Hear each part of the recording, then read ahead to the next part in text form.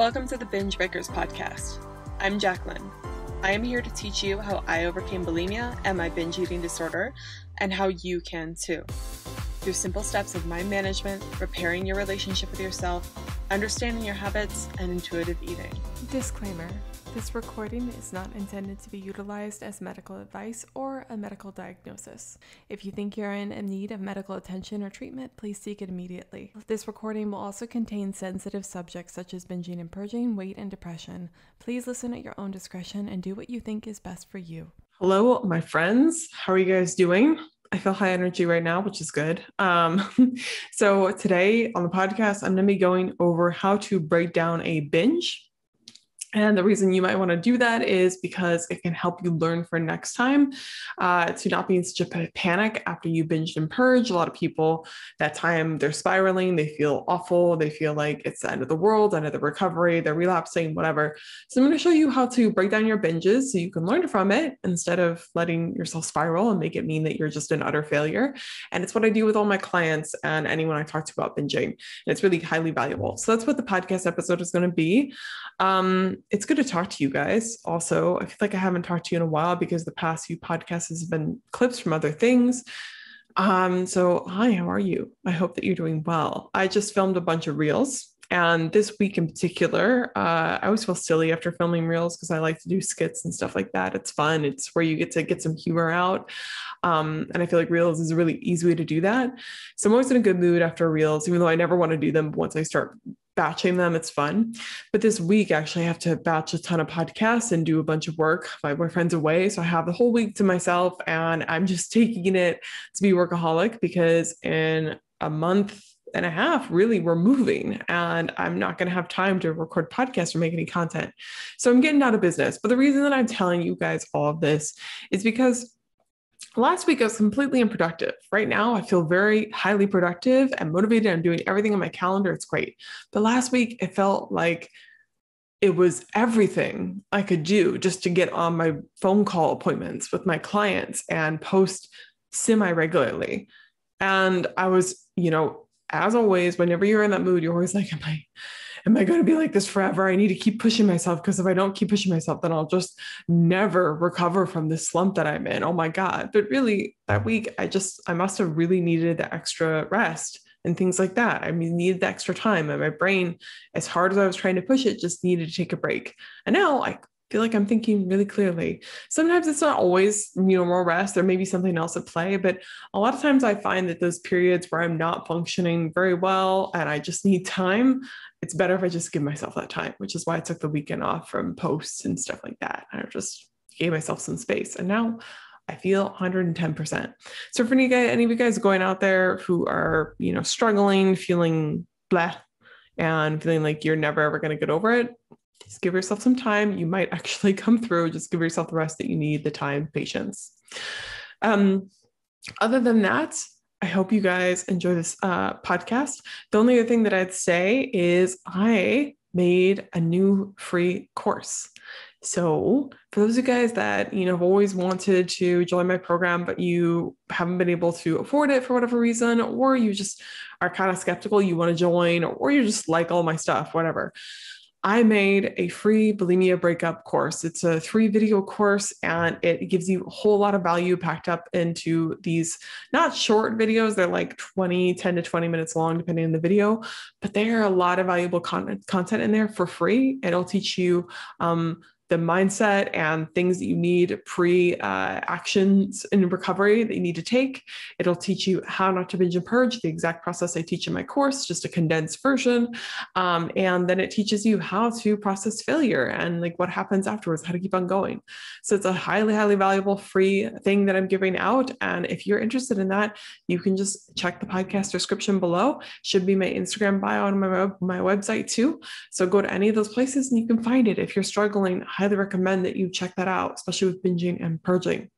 So if someone came to me and they had just binge and purged, usually they're in a state, especially if they've just binge and purged. So if it's been like a day or two, they're a little bit calmer, but generally they're just like in disarray. They feel like they're such a failure. They feel like they're never going to be able to recover. And they feel also like there was nothing they could have done. I hear that time and time again. I'm not saying that they're wrong, but every time I talk to someone in the beginning, they're always like, there's no way I could have stopped it. There's nothing to be done. I'm just a hopeless case. And then after we're done talking through the process, I'm going to talk with you now. They're always like, I can see what could have changed and how I can do things differently next time. They leave hopeful. So if you're in that state right now, or you think back to the last time you binged and your thoughts about it, you're normal. You're a normal person, and that makes sense. And it is a jarring event. Not only is binging and purging, it takes a toll on you physically, so you're not thinking properly because of that, but it's very emotional. But then all the thoughts you have attached to it make it even worse. All the guilt and drama you have around it is an issue. So the first thing I tell people all the time is like, it's okay. It's all right. Let's talk about it. Let's see what could have happened. But first of all, what are your thoughts on it? And I ask them that because I want them to just get it out. Like, what are they thinking? What are their biggest fears? That sort of stuff. And we talk through a little bit of how it's not the end of the world. We move on pretty quickly, but I try to make it a safe space for them and try to walk them through of, you just binge and purge. I never, when someone comes to a call, I'm like, oh, I can't believe you binged and purge. How dare you? I thought we discussed last week that you weren't going to. I'm always like, okay, all right. Okay, well, what happened? I'm just very casual. And so I invite you can't have another person in the room while you're talking about this. You're doing this process to yourself. But the first thing I invite you to do is kind of take inventory of, okay, it's all right. We just binged and purged. I always say this, but you didn't kick a puppy. There's nothing morally wrong. There's nothing ethically wrong with binging. Yes, it has negative consequences. So does purging. But it's not like you did anything that deserves the shame that you're bringing to yourself. Even if you said you weren't going to do it and you did it, it's all right. Something happened that created it. There was maybe actions you could have taken differently, circumstances that could have been changed, emotions that you could have processed better, whatever. We'll figure that out. But just know that you don't need to be so harsh with yourself, and you just binge and purge. It's not the end of the world. Yeah, it's not good, but it's not a life or death sentence. Immediately, it will be okay. So first thing I'd say is forgive yourself and try to calm yourself down and remind yourself it's not the end of the world. The shame that you're bringing on yourself isn't really helping you anyway. The second thing I usually do with people is I say, well, tell me what happened. What went on? Give me specific examples. Because I always tell people the more specific you can get, the better. So we don't talk about, usually sometimes we'll talk about a broad overview of situations, but I try to get them to be talking about one specific situation, because even though that situation doesn't cover all their binges, it doesn't cover every single scenario, you can still learn a lot by just looking at this one controlled setting, and the things you learn in it can be applied to other scenarios. So even though you're like, Jacqueline, I could tell you a million different scenarios. I binge and purge all day long and none of them are the same. That's okay. Just pick one. Just pick the last time you binged and purged, the one that's freshest in your mind, and try to go over what you remember. And sometimes people, usually what they do when I ask them this question is they're like, well, we were going to have dinner and I was thinking I had an opportunity to binge. I knew I did because people were gone. But I said, we're not going to do it. And then I went to make dinner, and then I had too many carrots and I started binging, and it was all over. And so that you can see how that's very brief. It's somewhat specific, more specific than when some people tell me, but it's still very brief and very vague. And so what I do is I'm like, okay, all right, that's good to know. So tell me about where you were before you started binging. What was happening before the moment where you started binging? And that question is very carefully asked that way because I want to jog their memory. Sometimes I'll even ask people, where were you sitting or where were you standing? What was the physical location of where you were before you went to go binge? And even though that location isn't always relevant, what helps them is that they start remembering, oh, I was sitting in the living room on the sofa, and why did I get up from the sofa if I was there? How did that transition happen? Then they can start to think, what was going on in my head during that time? So first, to make this clear, I want you to get specific on what were the neutral circumstances? Where were you? What time was it? What exactly was the occurrence of events? And then after you've written down all the neutral things, like what you ate, even you can write down those sort of things, where you were, what happened, what time was it? How did you binge? Like, did you go to the grocery store? Did you just raid the fridge? But then after that, get specific of, when did you know you were binging? And why did you know you were binging? What happened? What was happening exactly before you knew that you were binging? What made you get up out of your chair to go do that? And what we typically find is that there are certain things brought up at that point. Generally, sometimes they, like this one specific example of the carrot thing, this person actually, I thought she had dinner and then started binging. Turns out, as we broke it down further, she started snacking before dinner because she was really hungry, because she actually didn't eat enough that day. So she was really hungry, started snacking the carrots, felt like she ate too many carrots, and then suddenly felt like, well, I've already messed up, so we might as well go further because we know we're going to purge. And so using that as an excuse and gateway to, well, let's just binge, let's just do whatever. We have this room, we have this opportunity, it's fine. So as you start asking yourself more specific questions, you can start to jog your memory.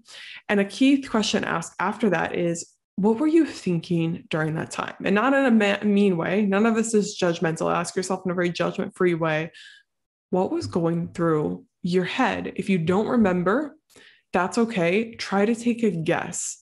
And then next time you're in that situation, be observant of what you hear, what thoughts are convincing you.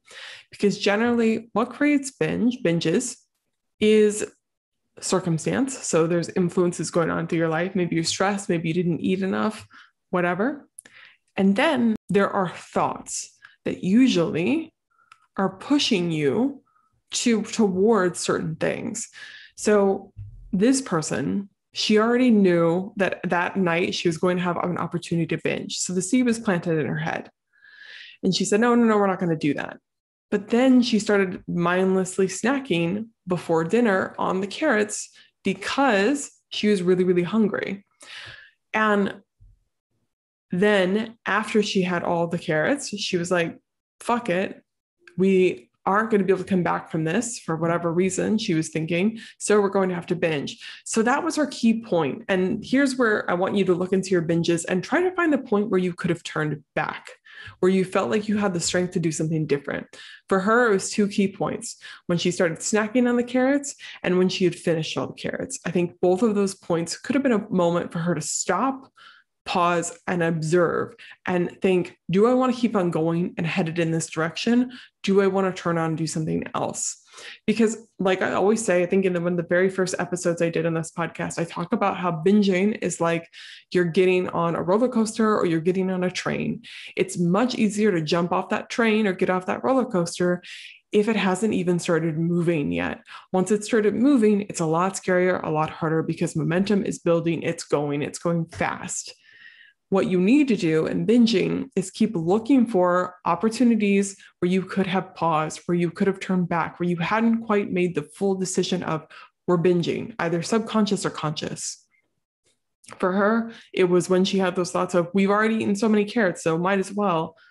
That's a point where you want to have maybe counter thoughts or get curious about those thoughts. I'm like, what do you mean we might as well binge? Why is eating a lot of carrots now an excuse to purge and then now an excuse to binge? What are the thoughts there that are driving you? And why? Here's another question to ask yourself. Why are those thoughts not actually true, or why do they not make sense?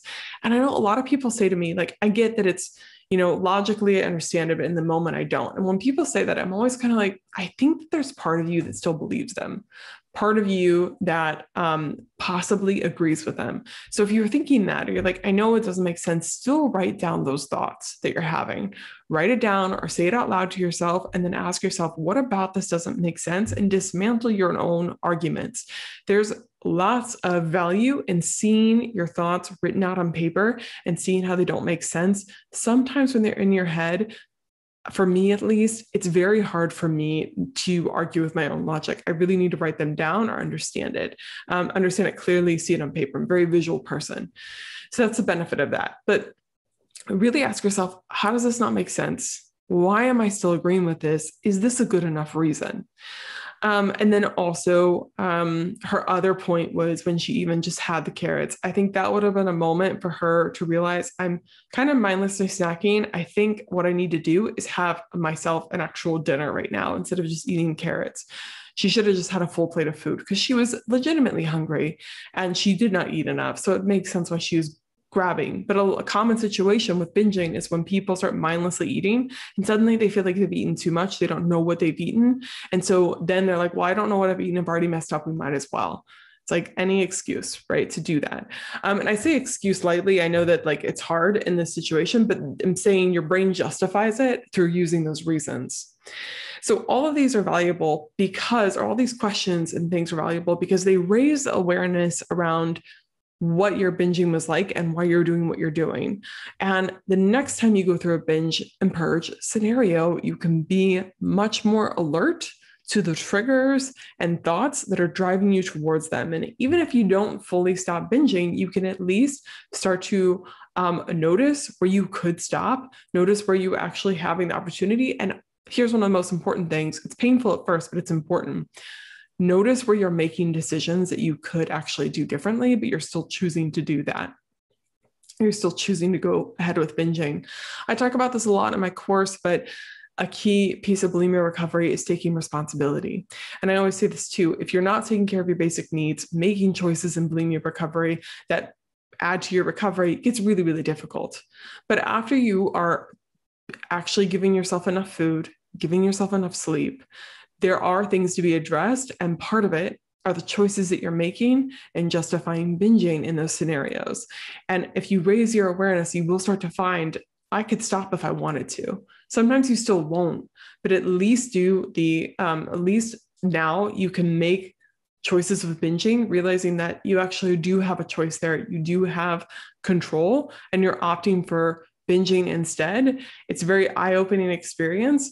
And the more often you do that, suddenly you might find you're sick and tired of choosing something that later you regret and you start to change. So it's sometimes a slow process, sometimes it's really quick. But the benefit of breaking down your binges is so you can be a lot more logical about it and almost treat it like a detective situation where you're finding out what caused it, not just blaming yourself.